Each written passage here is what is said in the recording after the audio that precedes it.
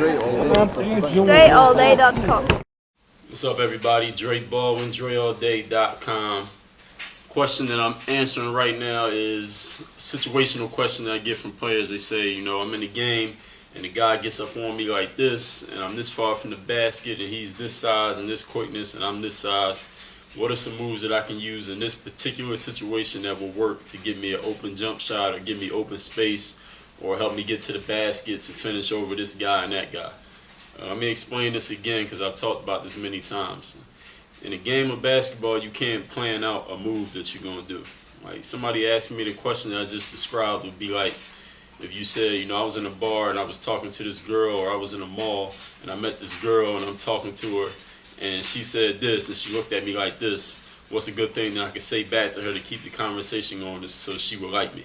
Like, nobody can really tell you that because they're not there in the situation. In the particular situation on the court, in the game, somebody gets up on you or whatever happens in the game, whatever situation you find yourself in, the best move is to, before the game, have developed your skills to the point that no matter what the defense does, you're able to react and use it to your advantage. So if you are coming to somebody saying, the defense did this and I didn't know what to do, can you give me some moves to use, then you have not developed your game enough and you should be practicing more. That's the answer to the question.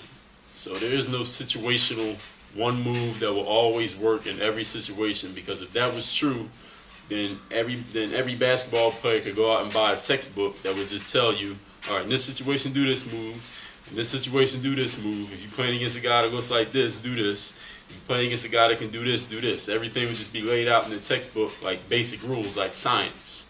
Because in science, everything has a rule and a law, and you can't go against it because they're actual facts. And basketball doesn't work like that. The game is constantly changing. The situations are always different.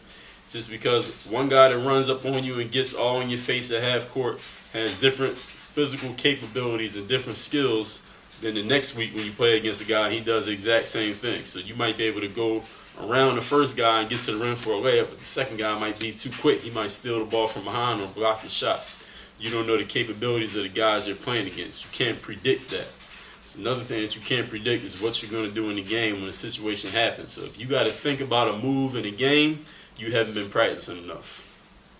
If you got to ask somebody what moves should you do in this situation, you haven't been practicing enough. Develop your game, all facets of the game, all different situations, so that you know what you can do. Not that you even know what you can do, you just do it instinctively during the game. It's muscle memory, instincts. All that stuff comes from experience. It doesn't come from somebody telling you what to do. It doesn't come from reading a book. It doesn't come from watching TV. It comes from the practice that you put in the games, the practice that you put in practice, and the experience that you gain from playing in the games. So that's the answer to that question. Work on your game. DreAllDay.com.